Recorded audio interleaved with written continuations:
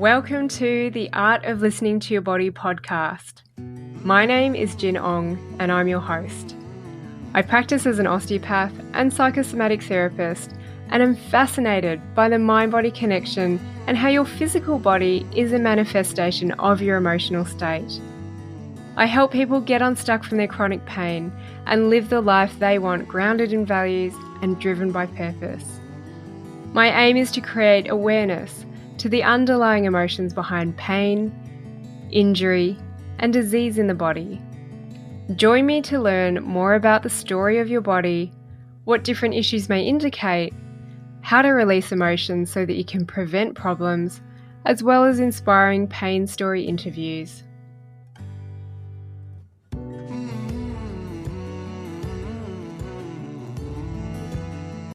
Today, I'm going to introduce my podcast guest, Layla Metcalfe, by reading out a post that she shared on her Instagram, where she got vulnerable about the journey that she had been through with her endometriosis. I've always had a lot of shame about my endo story. Being a naturopath, I should be the picture of perfect natural health. I treat a lot of women with endo and with successes. However, in the thick of it, mine was out of control, and I couldn't do anything to manage it.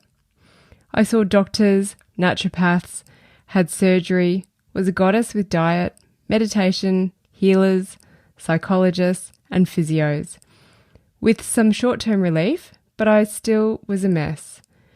I also resorted to self-medicating on an unhealthy cocktail of a blend of nasties. For about 2 years, I was in constant pain. This gave me depression and I felt lousy. Endo put big cracks in my relationships. I had to quit my other job outside of clinic because the stress made the pain and heavy bleeding worse. I spent days housebound at times. It was tragic and I couldn't really explain to anyone how horrible it was for me. Like other chronic illnesses, every endo woman wants to remain heroic and able to get on with it. But in the thick of it, we need support. It's confusing for us, and it's confusing for those who care for us. It is hard on family and loved ones. My surgical diagnosis of endo came years after the warning signs, as it usually does. 7 years, they say, from the onset to diagnosis.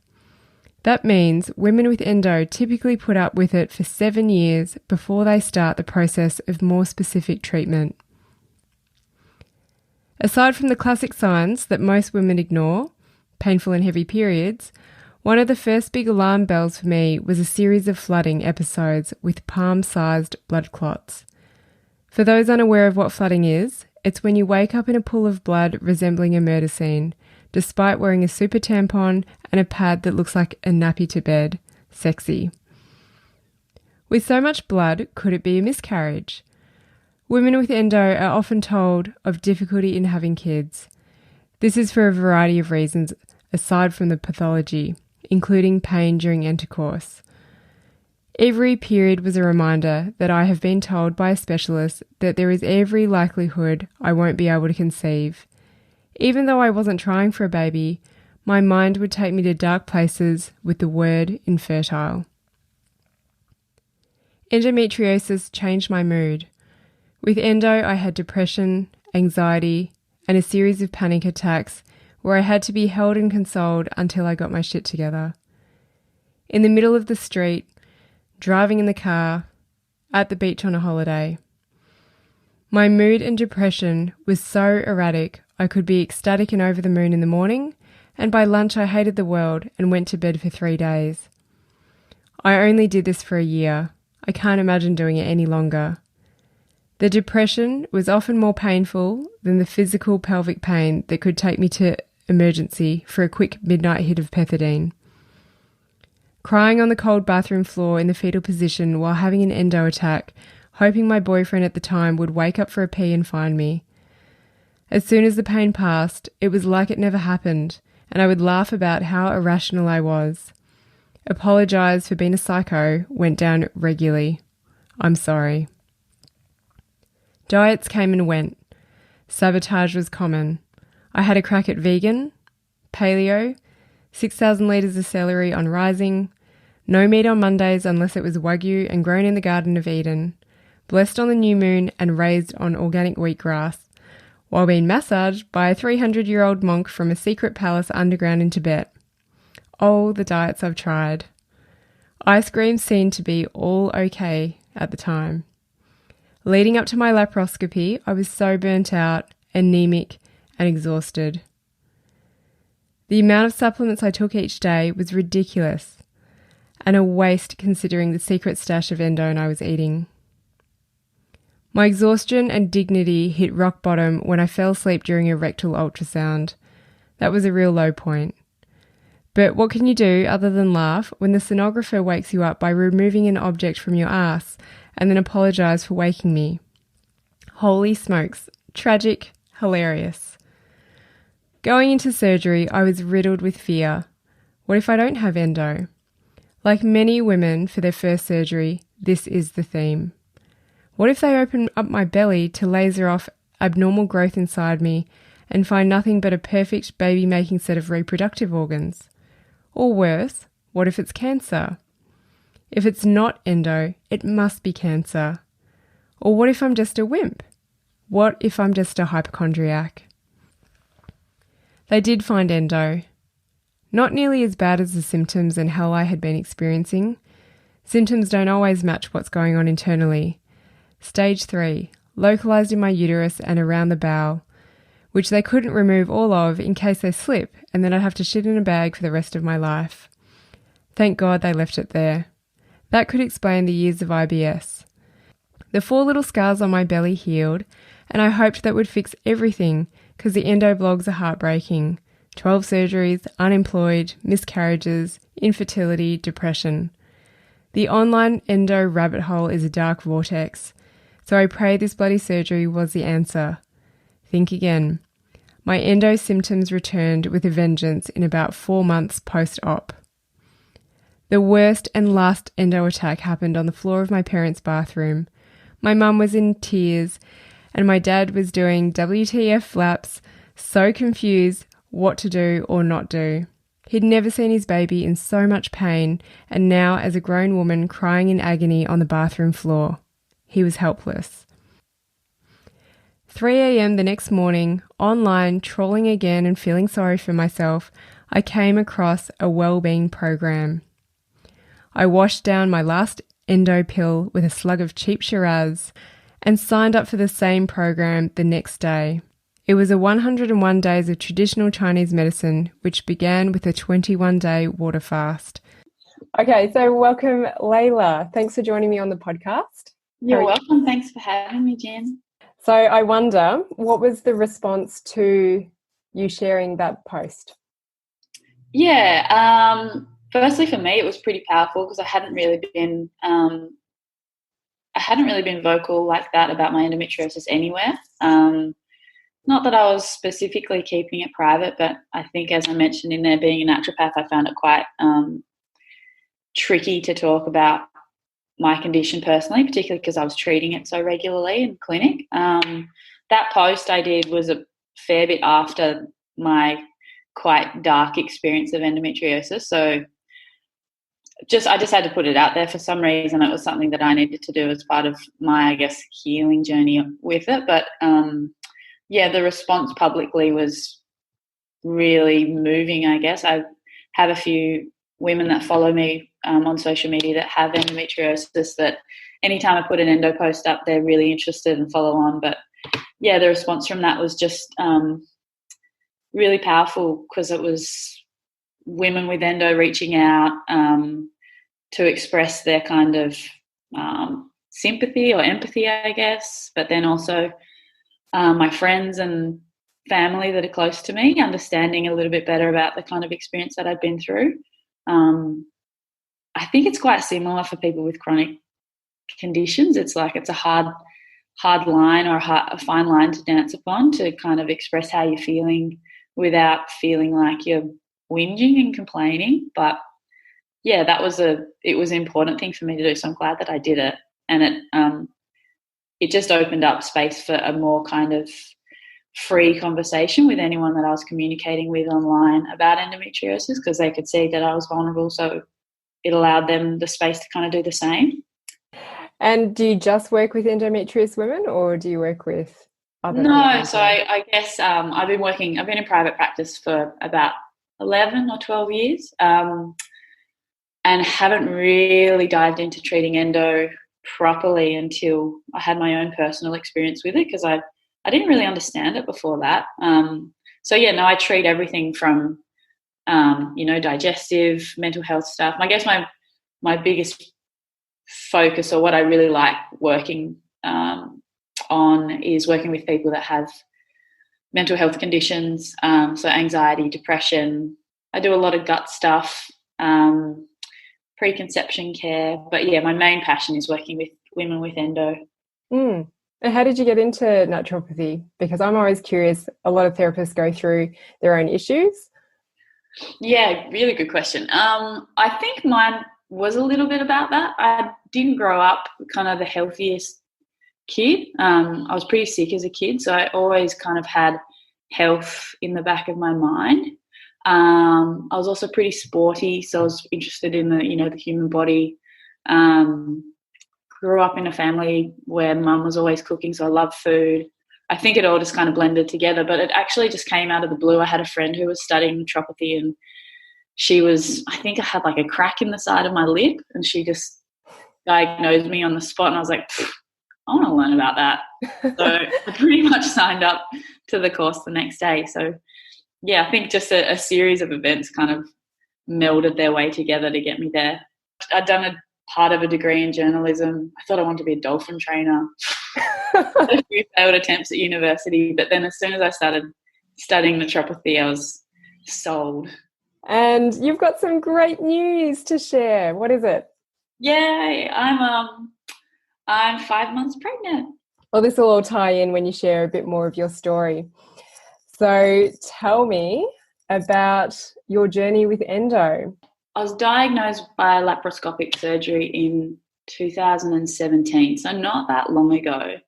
I've probably been experiencing endo-like symptoms for about 5 to 7 years before that, but they were so widespread and so differing in their presentation. Like, I had the classic symptoms of heavy and painful periods, but I also had just like these other symptoms that didn't really make sense to, the kind of life that I was living. Like, I was really healthy, exercise, do all the right things, but I guess just for a while my body just seemed like it was falling apart. What were those really vague generalised symptoms? Yeah, so like I had the typical signs and symptoms of endo, and they would happen around around my period, heavy periods, so a lot heavier than what would be described as normal. So for me, it started off, wearing super tampons but having to change them regularly, sometimes, every half an hour. This was before the cup became a thing. But I don't reckon I would have lasted a cup. It would have gone everywhere. But then, having to wear a pad as well as tampons. And so just being prepared for having kind of a bit of a bloody mess experience every time I was bleeding. Would it stop you from doing things? Everything. Stopped me from doing everything. I mean, my life was kind of put on hold in the sense of, I couldn't plan going away, couldn't make any plans basically, because it really, having a dodgy period would dictate whether I could do things or not. Live on the beach, so the beach was kind of out of action for me for a while.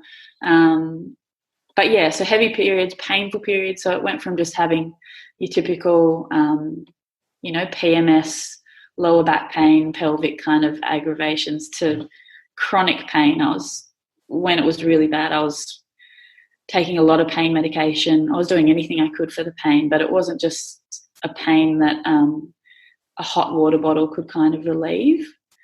But yeah, it got quite difficult when it wasn't presenting just around my period. So these kinds of symptoms would happen at other times during my cycle. So it was really unpredictable. What sort of pain would you get? So it wasn't just localized in my, in my uterus. It wasn't just localized period pain. I'd get little like arthritic pains as well. So these were the symptoms that didn't make sense to me. I got these really weird thumb pains. So at first they started around my period. I get these like arthritic thumbs where I couldn't do anything, couldn't open a jar, sometimes couldn't hold, write for very long. Then they'd kind of move around my body. So I'd get pelvic pain, but then I'd get, digestive-like pain. So going to the toilet became a bit of a nightmare at different times of the month. I had chronic constipation. Headaches and migraines. It just was like this systemic myalgic kind of experience. It went from being around my period to just kind of coming erratically throughout my cycle. One of the tricky things that started to show up early on was like a kind of just a really altered, weird mood state that I would have premenstrually. It started off with. And I remember having these almost like out-of-body experiences with my mood where I could almost watch myself going through this episode where I was in pain, and it was that time of the month, but I was so out of my brain with my mood. It seemed like I described it at the time of just like being completely out of my body, and it was just like a presentation of depression, but it would come in kind of waves of anxiety. And leading up to the laparoscopy, I didn't really understand that all of these different presentations or all of these different symptoms that I was experiencing, I now would classify as just part of my endo picture. I fell apart again post-operation, and that's when I started kind of piecing all of these different little puzzle pieces together and labelling it all as endo. What was your journey in terms of all the therapy that you sought? Can you talk me through that? I was working with an amazing naturopath, and she had suggested that it probably was endo. So we were treating it symptomatically. She wasn't all for having investigative surgery, so I wasn't for it either in the early days. It wasn't even really something I thought about. But yeah, along that timeline, I went to GPs, and because I have a pretty good understanding of, blood pathology and medical terminology, she couldn't pronounce endometriosis, and she just kind of told me I was a hypochondriac. So I had a couple of them where I felt really disheartened in the medical system and their kind of lack of support in getting answers. And then, I was just searching for different symptomatic treatment options. So, I was seeing different massage therapists for different reasons, and I went down the mental health route trying to get support, with the anxiety and the depression. I think leading up to the laparoscopy, it was just a bit of a fumbling way through, just kind of trying to keep afloat. It wasn't until I had the lap that I think symptoms actually got a lot worse after that. And that's when I, was trying everything and anything I could, but that led down a pretty yucky hole. We should go through what is endometriosis. Endo is described as the abnormal tissue growth abnormal endometrial tissue growth. So it usually grows inside the uterus and it's kept inside that cavity. But women that suffer from endometriosis have it growing abnormally in other parts of the body, generally around the pelvis area. So it could be around the ovaries, it could be in the fallopian tubes, around the bladder, but it can also be found around the bowel. They've found it even in around heart tissue. In some studies, it's just found in really random places around the body, but typically it's confined to the abdomen or confined to the uterus. And can you just talk us through the cycle? Like, why do people get pain because of this endometrial tissue appearing in areas that it shouldn't be? Yeah, so that tissue growth causes inflammation. So if it's growing abnormally, even though the growth can be really, really small, if it's growing in an area that it shouldn't, that inflammation causes pain. So as you can imagine, if you've got it growing in the line of your or growing around your bowel in an area that it shouldn't be, that inflammation causes pain, pressure. It can interfere with, the regular function of whatever that organ or tissue should be doing. So a lot of women with endometriosis complain of IBS-like symptoms, particularly constipation or pain around in their bowel area around their period, or coital pain when they're trying to do a poo. There's so many different presentations, but as you can imagine, if there's tissue growing in an area that it shouldn't, it's interfering with the regular function of how things should flow. And I've heard as well, it's a little bit like scar tissue, so it can stick to the organs and pull them out of place. And sometimes people have that laparoscope where they go in and have a look at it and find their organs are just not where they should be. Yeah, it can cause displacement of organs and tissues, things called adhesions, which is like what you described, just like bits of part of the body sticking to other parts of the body that shouldn't be stuck together. The other thing with endometriosis, when that tissue is growing outside of where it should, so not in the uterus, does it go through the normal fluctuations of a cycle like your period, where the endometrial tissue would normally grow and shed and bleed?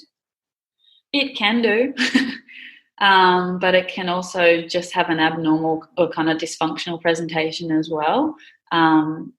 So I guess like with my experience, I would have that.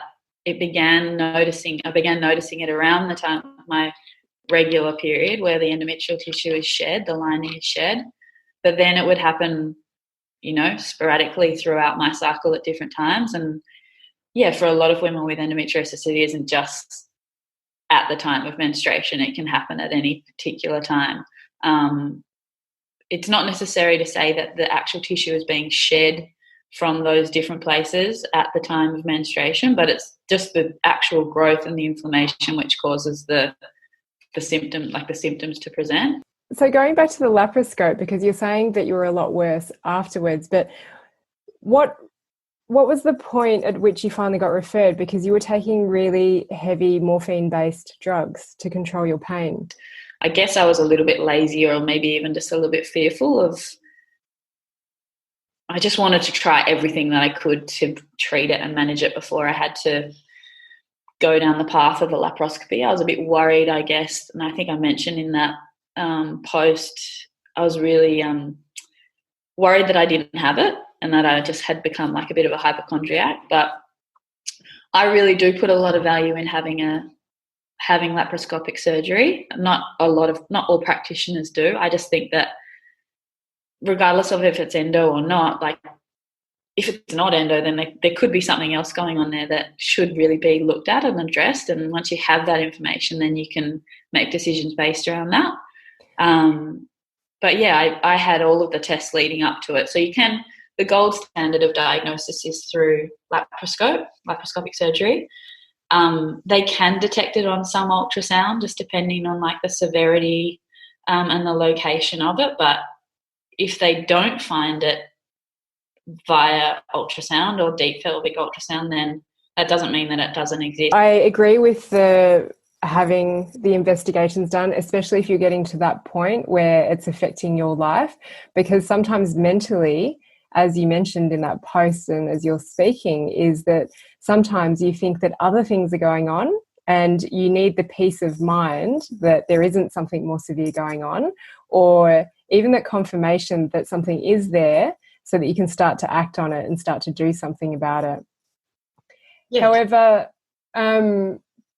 because it got worse after the laparoscope, what do you think that was about? Was it maybe the confirmation that you had endometriosis, or was there something else going on for you? I probably got 3 or 4 months relief, so post-op kind of recovery, which is a piece of shit anyways. But then I didn't have very long. Periods returned, endo symptoms returned, but then I think the biggest thing about it was probably stress. Just such a big workload. I was doing like 65, 70-hour weeks, so I didn't have that experience before. Plus, I had a kind of chronic condition, so I think that was really tricky. So stress, definitely. I moved into a house that was really mouldy.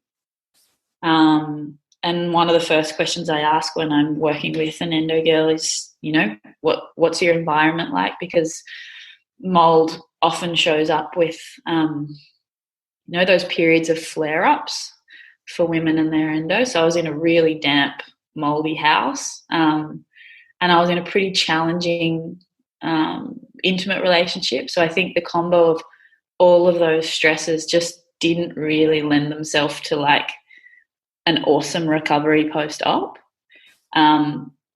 So I kind of declined in my recovery rather than improved. I don't necessarily think it was the endometriosis as like the disease process or the fault of the surgery. I think it was just environmental factors that contributed to me not handling things. So tell me about your relationship at the time, how supported you felt throughout it, and the mental health journey that you went on. Yeah. So it's a different relationship that I'm in now. So going through my endo, I was with another guy. We didn't have the most fabulous relationship. It was a little bit volatile, I guess. And we had some personal things happening that kind of stressed out our relationship. But then with endo, it just put another layer of challenge to us communicating, I guess, in all aspects of our relationship.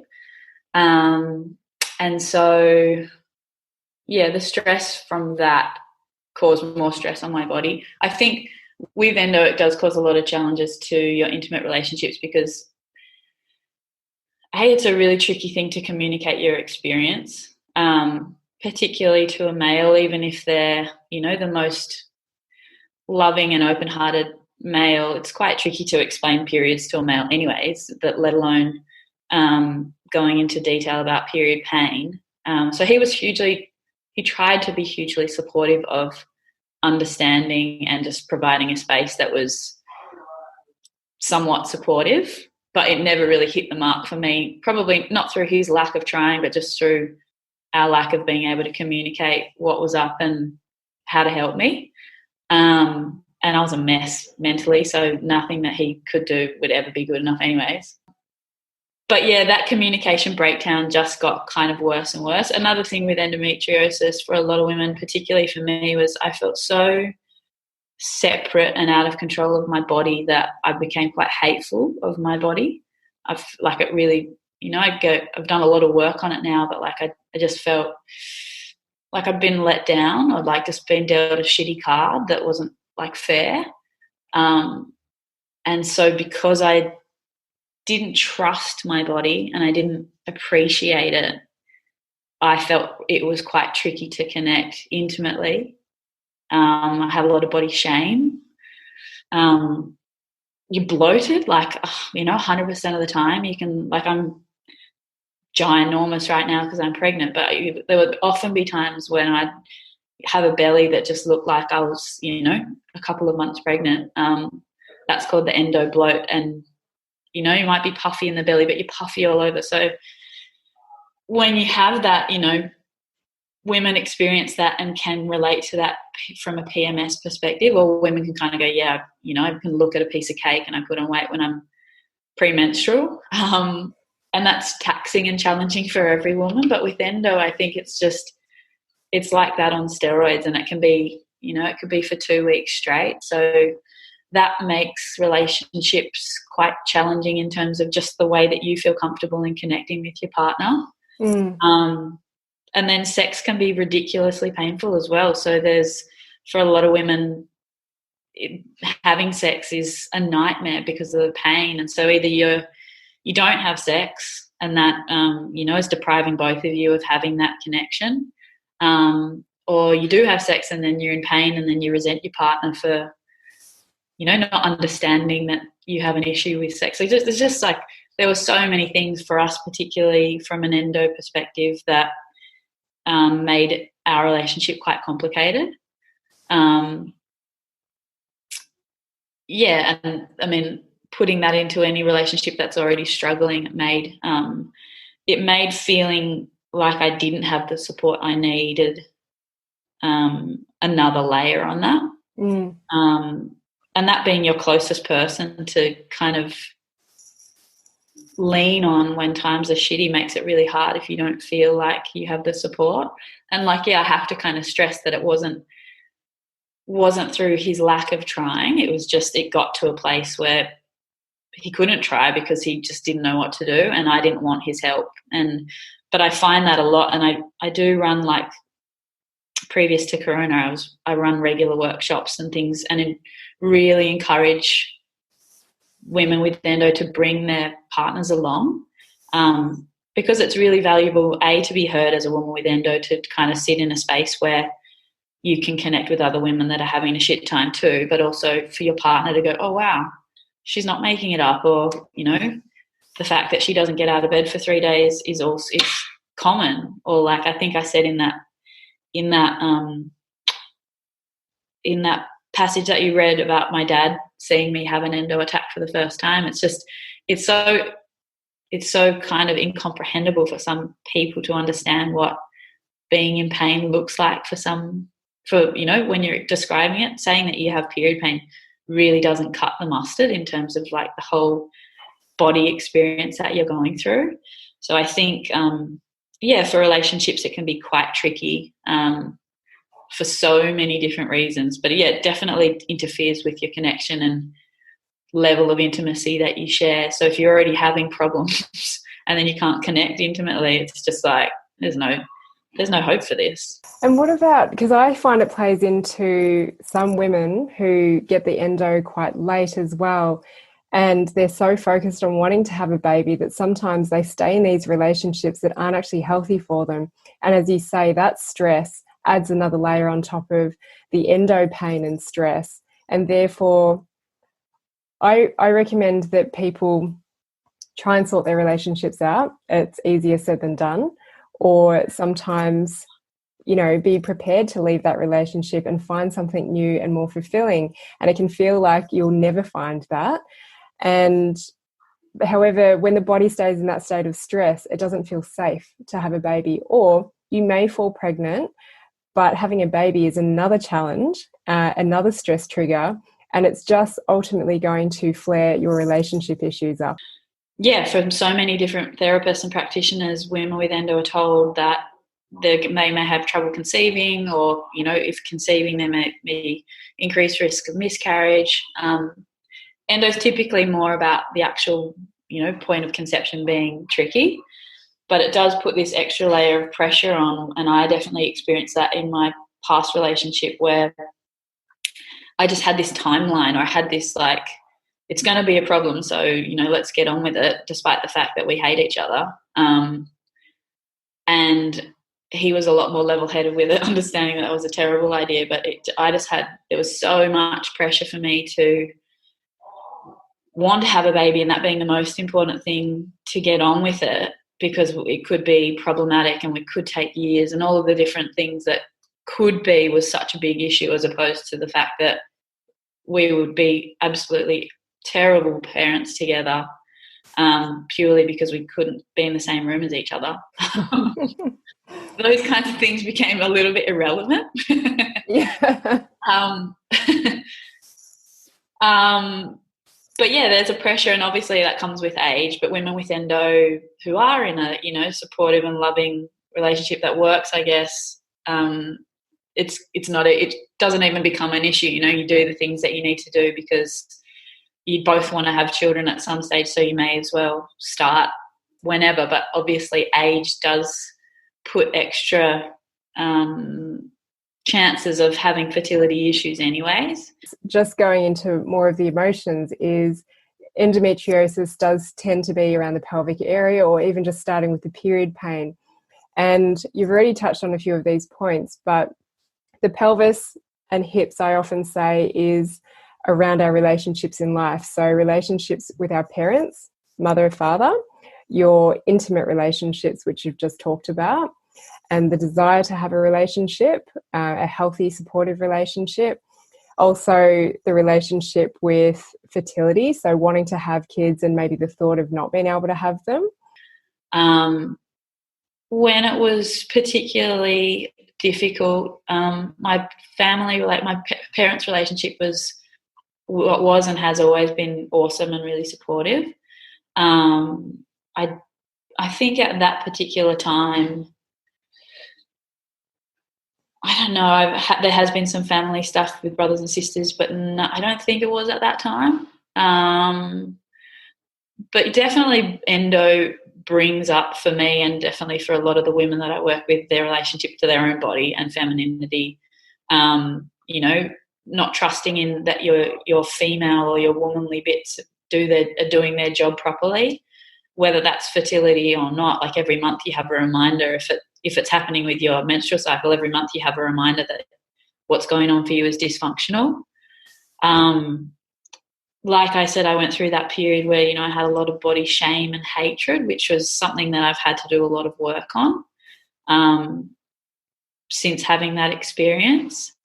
I don't know if I've always had issues with my femininity, but I'm definitely probably present more as a kind of, I don't want to say masculine female, but, you know, I grew up as a real little tomboy. You know, you'd never catch me in a dress. I don't know if this is, you know, part of it or not, but I would think that, you know, not embracing that, you know, your feminine side or being womanly from such a young age probably could have contributed something to it. I played a lot of sport. I remember when I first started getting tits, I was like, this is not happening. I'm not being part of this. So puberty was a nightmare for me because I was really sporty and I was not handling the changes with my body very well. And I guess that's another way of just like kind of looking at it in terms of not accepting those changes. I guess a lot of my healing did come from surrendering to things, surrendering to the change, or surrendering to the, you know, not being able to control what was going on. That's exactly what I was just about to ask you, is do you have any controlling traits in your personality? Because that's another thing that comes up with the pelvis, especially when it's kind of the energy of it is closed off, is that people can lack discipline but also be really controlled, and that can be diet or exercise or controlling in their relationships as well. Yeah, I think hope I'm not controlling in my relationship. Yeah, no, I am typically an A-type personality, but I don't necessarily present myself. I think I present myself as quite chaotic and unorganized, but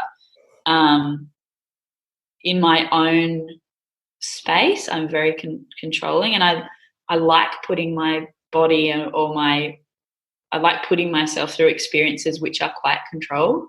So, like when I first started Vipassana, I tried that Vipassana meditation.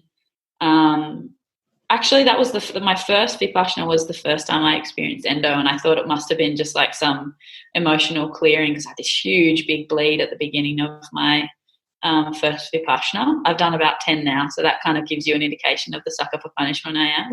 Yeah, I'm just going to quickly explain Vipassana meditation to those people who don't know. So it's a 10-day meditation course that you take, and I think it's amazing because there are centres all around the world. There's one in New Zealand, there is one in every single state in Australia, and it's teaching you a technique of meditation of observing sensation in your body and to not react to it, which is really interesting.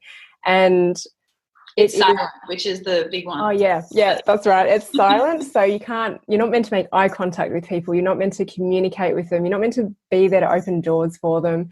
And you have people serving you as well, and you're not allowed to say thank you to them. And there's about 10 to 11 hours of meditation set a day.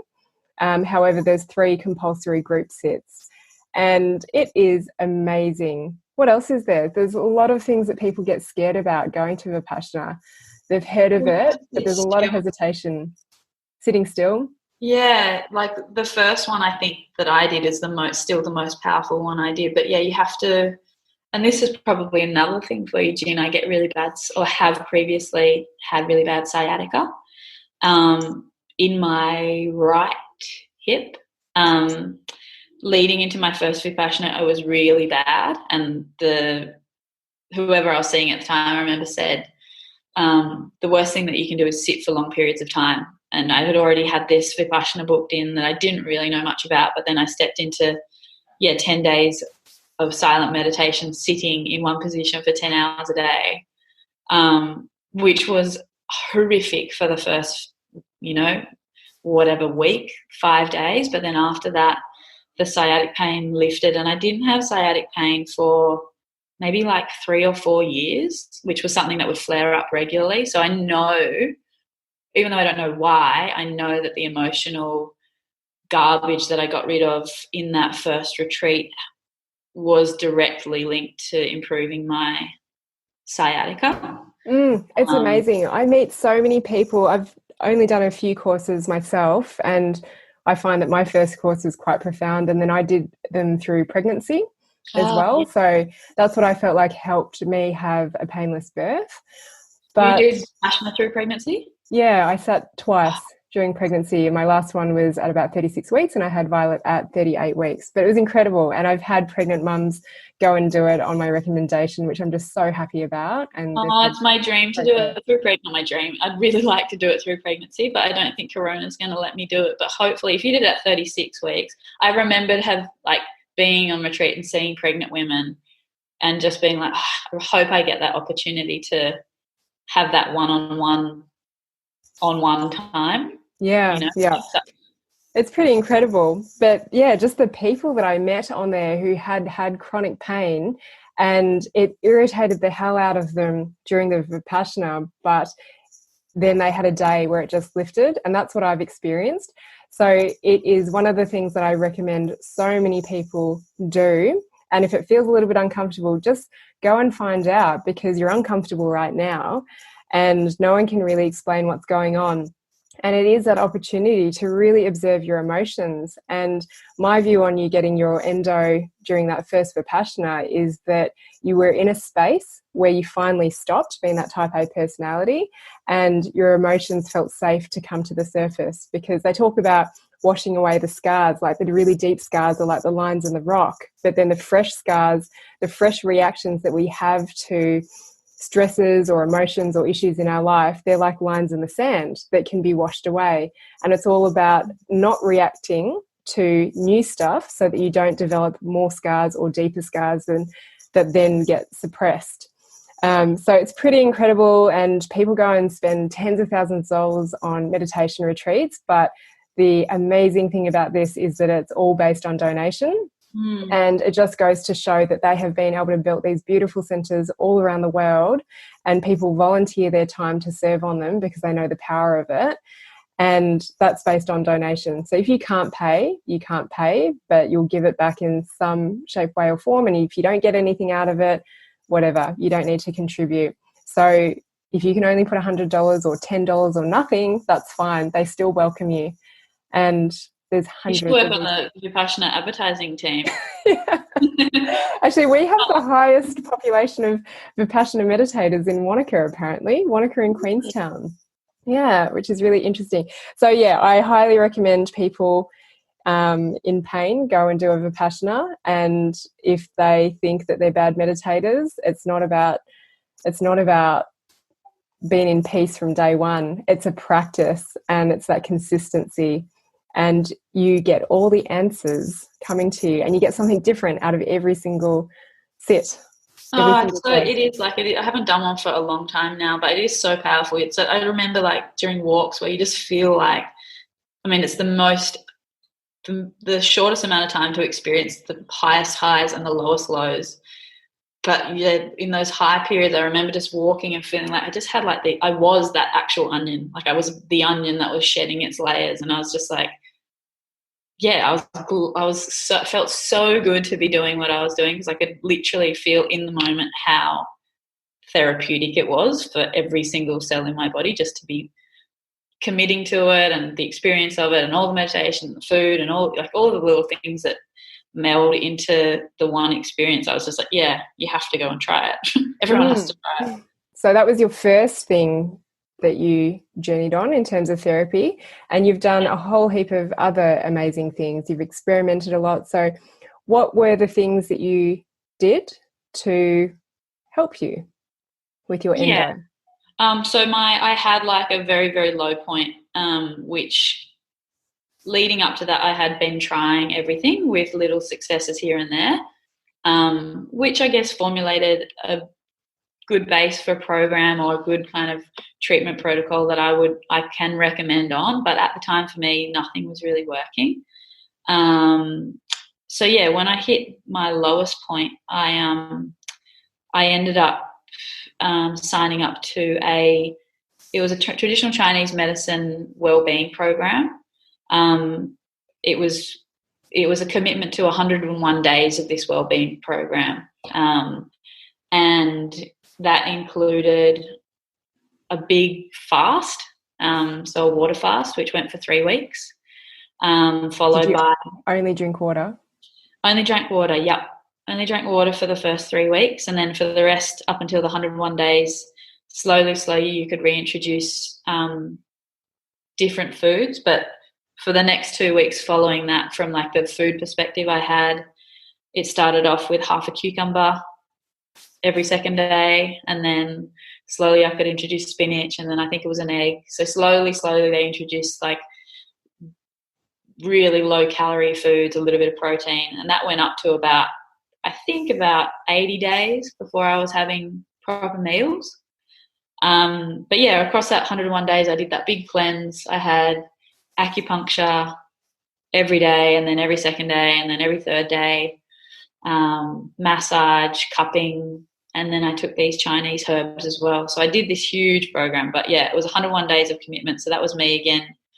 I needed to be, I think for me, it was just, I knew straight away, like it was a big outlay financially. It cost me a lot of money. It cost me the same as having laparoscopic surgery in the end. Which, how much is that? It depends on if you have private healthcare or not, but I think in total I spent about $7,000 on that to starve myself for 101 days. And by the way, people can't see you, but you don't really carry any fat on your body. You're quite slender and lean. You can't see my belly, Jen. Well, that's a baby. That's not fat. Not a food baby. Yeah, I did lose a lot of weight during that program. Well, I lost about 10 kilos, but a lot of that was probably fluid as well from the endo. And I have put, I attribute the fasting in that experience to a lot of the benefits that I gained. I think. What did you think it did to your body, the fasting? It just reduced inflammation. So my body was just this inflammatory mess. So many different little things improved. So I think it was on day 5, I was like, yeah, it's already working. I didn't actually, from like a weight loss perspective, it took me a really long time to get into ketosis, just because of the kind of the state that my body was in. What's ketosis? Ketosis is where your body burns its own body fat as a fuel source. So it starts to produce these different compounds in the body called ketones as a response to burning its own body fat. So when you go into a period of starvation that you do in fasting, typically you think that you are losing weight, and that's what's happening. You're burning your own body fat because it doesn't get any calories exogenous, like from an external source. So that really helped my internal inflammation. So quite quickly, those arthritic pains that I described earlier in my thumbs, they went away. I did get melasma, which is a pigmentation of the skin. So previously I had another health condition beforehand, which I went through a really bad acne period. And from that I had little bits of scarring, but I also got melasma, which is like a hyperpigmentation, and I had it on my cheeks, on my face, and that was something that I always kind of was a little bit disappointed in. But yeah, when I did that fast, after about day 5, the melasma started to clear, and I didn't get that back really that never really came back. So that was like partly inflammation, partly like just giving my liver a really good clear out, helping that excess like estrogen metabolism to work better. It made my whole body work, because I think for so long I just felt like I'm doing everything, but my body just doesn't work, does not do as it's told, does whatever it wants, and it's not doing the right thing. So the whole combination of showing up every day to this Chinese medicine practitioner's space and getting acupuncture, that commitment to wanting to, improve my health was also part of the healing journey. But yeah, if I had to put it down to one thing, it would be, for me personally, it would be the fasting. But I don't advocate fasting for everyone. It's not for everyone. There's certain medical conditions that it definitely doesn't lend itself to be positive for. But for me, yeah, it was, the fasting had a profound effect, and I've included it and kept up the fasting since then to my everyday life in some way, shape or form. So that was another sucker for punishment control thing that I experienced. And the want for discipline as well, being held to account. It's all coming out. Confession. Are you fasting at all while you're pregnant? I have been trying to do little bits and pieces. It's not advised, but I'm definitely working with under the guide of another naturopath who is experienced in it. Not actually typically for the endometriosis. So leading up, after I did that big fast and cleanse, I've had about 2 years symptom free of the endo, which has been absolutely amazing. Was it just the fasting? Did you do anything else? With that, I did everything else. Yeah, so I did that 101 days, but then, I then was able to implement all of those things that I had been prescribing and all of the things that I know to work for other people or other women. So diet and nutrition, so following quite, when I describe it to my patients, I'm like, you have to eat, so let's make sure that the food that you're putting in is going to have a positive effect rather than a negative effect, whatever that is. Like, it could be the specific nutrients that particular person needs because they're deficient, or it could be that they have food sensitivity, so they should be avoiding those foods that are aggravating them because that's only going to worsen their condition. So from a diet and nutrition perspective, it's, as a blanket rule, it's like an anti-inflammatory diet, and then just kind of ticking off the list. I don't really like to go in too hard with the women that I'm working with straight away because there's so many things to take on. But generally looking at it, low inflammatory diet, gluten-free, dairy-free.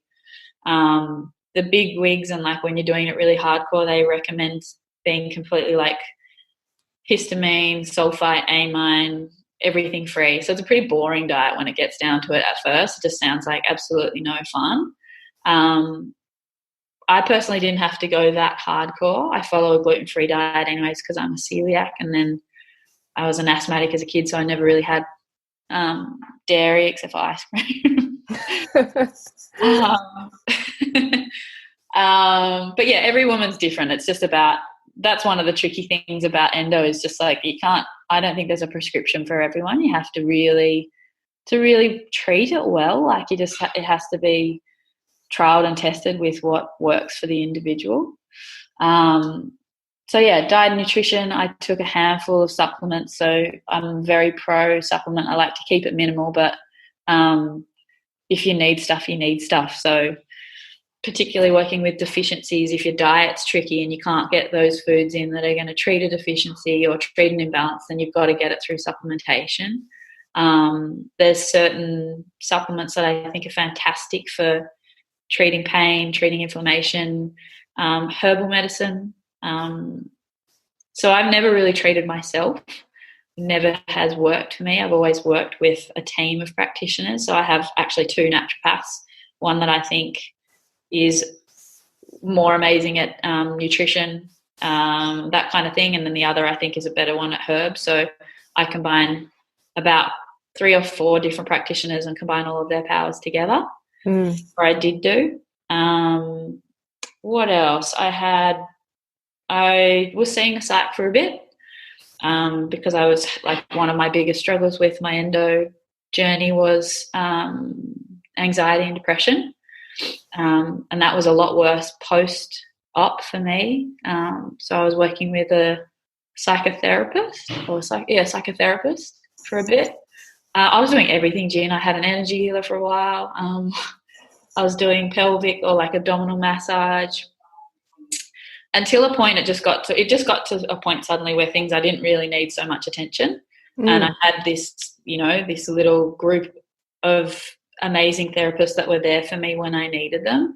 I knew what supplements and herbs I needed to take, and if I did after that big cleanse I didn't really need check-ins, which was awesome. And the girls that I work with, I like to help them find that team, get them onto a program, work with them often enough that they can figure out what works for them and what doesn't, because it's expensive as well. Like if you're working with 5 or 6 different people, it's not cheap. Each one might be $150 a pop, and if you're seeing a couple of them, fortnightly, it really adds up. And I recently shared on social media, I think in a year I took out a 20 grand loan and I smashed that easily, and I was working and I had my rent paid for and I had support. But having a chronic condition costs a lot of money if you want to treat it properly, I think. Yeah, that's why I think it's important to reach out to people who at least have an idea and can help you connect to the right people. And even though it might seem like a lot, I know from my position, I feel like I can save people money the earlier I get them and just help them navigate. So it is that multidisciplinary approach, and it is an expensive journey when you get into chronic pain.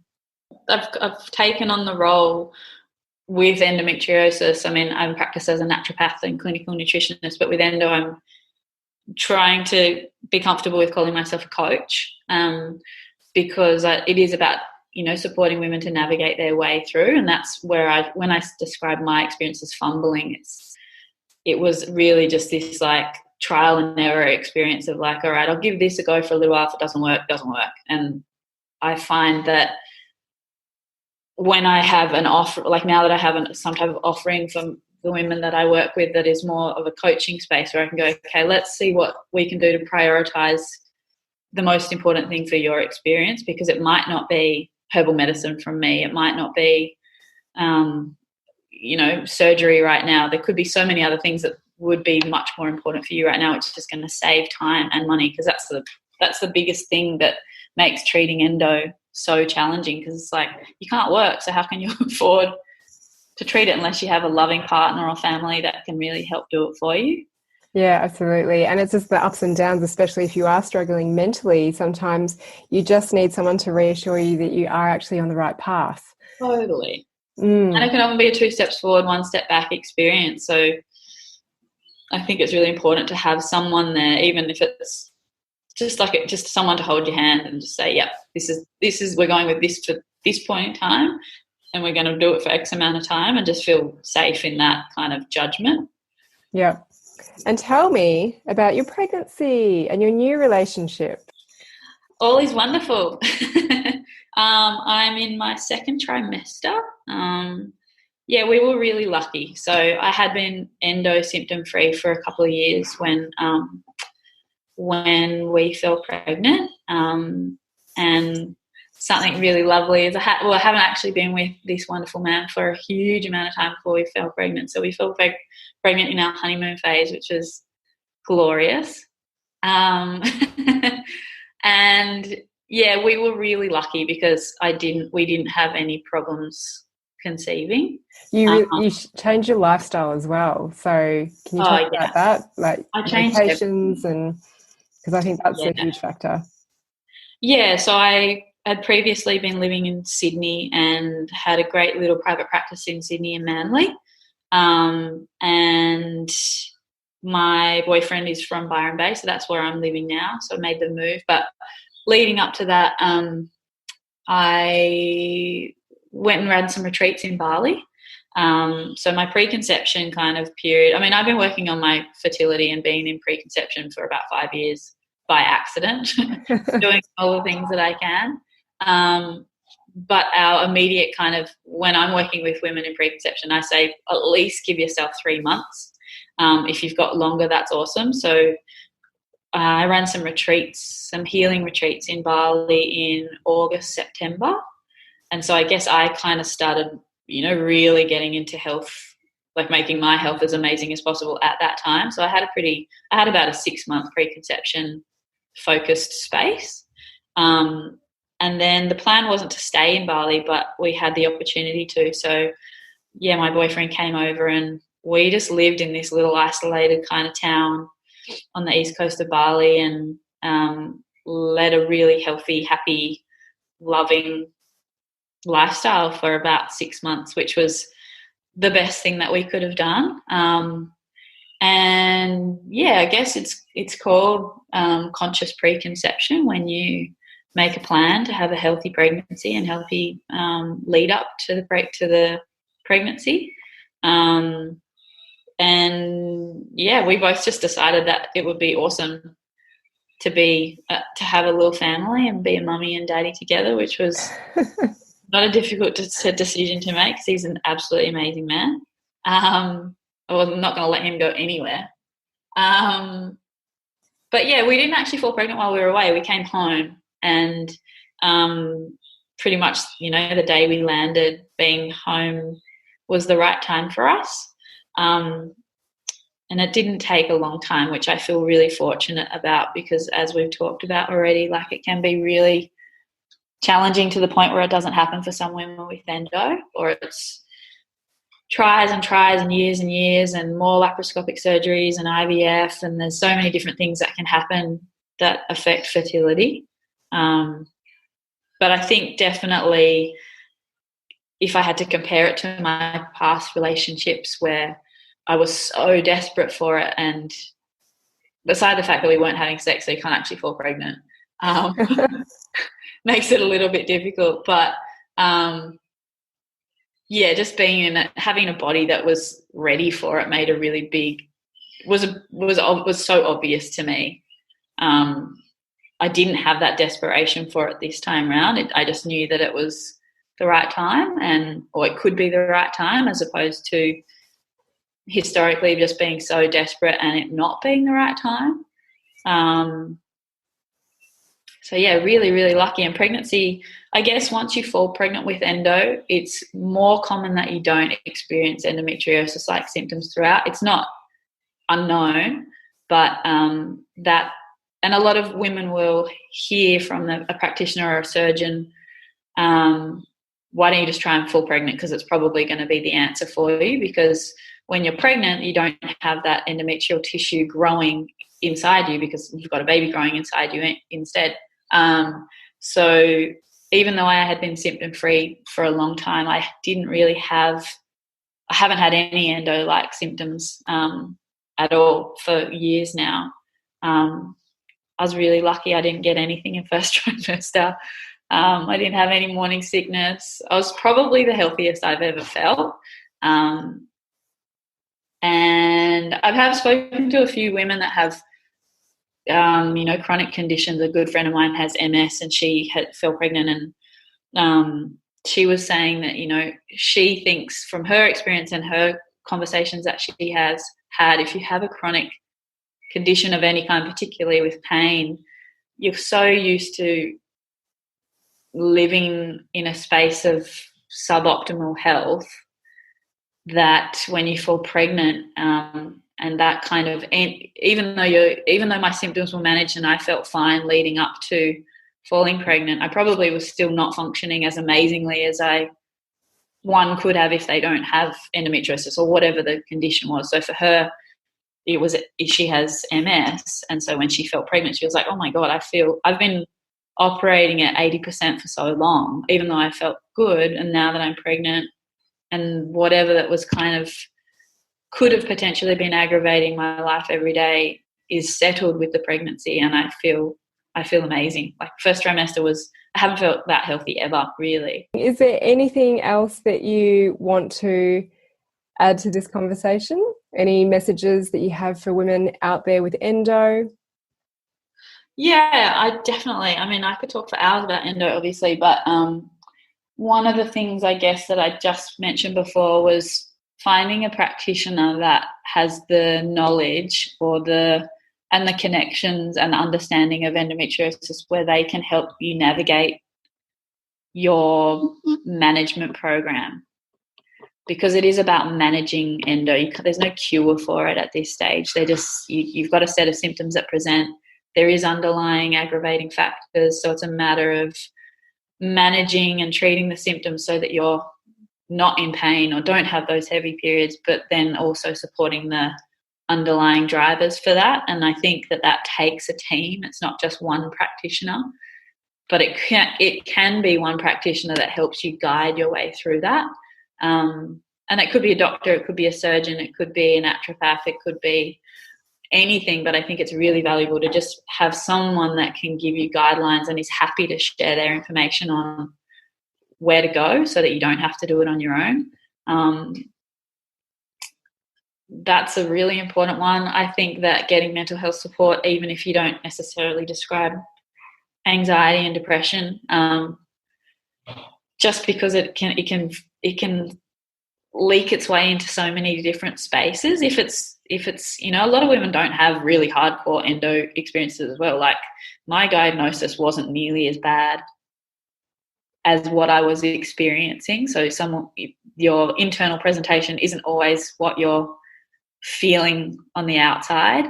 That's why it can be so confusing as well. Some women don't even experience symptoms until they can't fall pregnant, and then they have to go have investigative surgery, and they find that they're riddled with this endometriosis, which is, at stage 5 or stage 4, and you would expect to be causing a lot of symptoms, but they never had any presentations of it. So yeah, I think my biggest bit of recommendation would be to find someone that you really connect with and invest in their time and create that relationship, because it could be a short amount of time, but it could also be a really long amount of time that you're working together. So you want to be with someone that you trust and that you can communicate with and you have easy access to whenever you need. I think that's really important. Yeah, cool. I'm always curious, do you have much resistance to people acknowledging the emotional aspect behind their endo? I don't think so. I think it's not really resistance. It's just like not recognizing it as part of the picture. Maybe they've had, emotional presentations prior to, like, I had anxiety as a kid, or so it's just more about marrying all of the symptoms together, as opposed to being rejecting the idea that it could be part of it or could be something important to look at.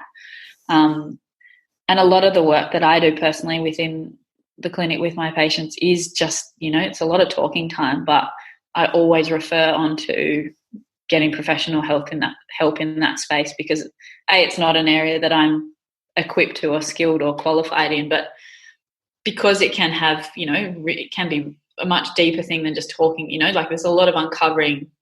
For example, we chatted before, and endo has, there's no known cause, but there's typical things that are common amongst women with endo, and one of them is sexual abuse and trauma. So if there's stuff there underlying that maybe sometimes they don't even know about, but digging deeper into their psychological setup is just a factor. It's a really important factor to uncover and to address if the woman is interested in going there. Great. Do you have any resources that you would recommend to people? You mentioned one earlier. In terms of just getting information? Yeah, simple resources to start off with, and definitely reaching out to a practitioner. But if they just want to do their own research, what would your recommendations be? There's definitely like trailblazer practitioners in the industry. Podcasts are amazing because they're generally hopefully talking to people that are, quite experienced. So Leah Hectman is one of my particular mentors, or, I really value the work that she's done. She's got endo. She's a really hardworking, well-respected practitioner. So anything by her, if I can hunt that down, and I'll always share little things online if I find anything. She's a gold mine. Endometriosis Australia is a great organisation. It's headed by Professor Jason Abbott, who I think is someone that sits in the medical world, like very high up in the medical world, but also well respected in complementary areas, and is very pro complementary health. So in terms of getting, scientific evidence-based information that is easy to digest and understand, the organisation that he kind of represents is also a good source. Independent of that, I mean, I'm not sure internationally what's the most amazing, but within Australia, there's all little like subgroups of support networks. There's a group called Quendo in Australia, Qendo. They have a really valuable online kind of they have a lot of information to give. They host meetup groups. They've got representatives and ambassadors in different areas all around Australia. I think that's probably another thing that I would recommend is for a lot of women, and we discussed it at the very beginning, not being heard or not having a space to share what's going on for you for endo. And I think when I say endo, I mean, aside from the symptom picture that's presented, I just mean chronic illness in general. I think that having a space to be able to communicate or be heard with from others that have the same experience is really important. So where can people find you? So I have a website, www.laylametcalfe.com. That is my online space, and I post that's just my where am I kind of space, and you can make bookings for consultations there. But most of the stuff that I share is on Instagram. So that's Layla, Layla _Metcalfe. And that's a combo of, you know, my private naturopathic work as well as my personal life. So, but on there I'll share anything that I come across that's endo related. So any programs or workshops or, like we were talking about before, podcasts or books that I've read. So that would be my primary space of communication is on Insta. Okay, awesome. Thanks so much. And I will put those links in the notes. And I just wanted to wrap up with 6 questions for you to answer. They can just be brief. All right, are you ready? Yeah. What are you grateful for? I guess I'm grateful at this very moment, given the corona climate, that we're in Australia, or I'm in Australia. I live in a beautiful place. I'm not in America right now. I'm not in Syria right now. Environment and location is a pretty important thing to be grateful for right now, I think. Yeah, great. And what is your favourite book? Kafka on the Shore, anything by Murakami is amazing. Cool. I haven't heard of him. Him, yep. Yep. And do you have a movie recommendation? Give me anything Netflix or Stan. That's okay. It could be a Netflix series. Oh, I'll give you so many. Stan, I think like everyone else in the world, I just binged Normal People. That was awesome. I read the book of that one first. That was amazing. Unorthodox was another really good one. I think my boyfriend and I are just binging Catastrophe at the moment, which is about a geriatric couple that fall pregnant, and it's hilarious. So it's quite relatable to us just going through that together. Who is an inspirational person to you and why? I have a really awesome mentor who I don't even think she knows that she's a mentor, but she's my naturopath. Her name's Tabitha McIntosh. What is something you think everyone should try? It might not be everyone's cup of tea, but I think if you've got 12 days of your life to commit to yourself and your own growth, then do the 10-day Vipassana course.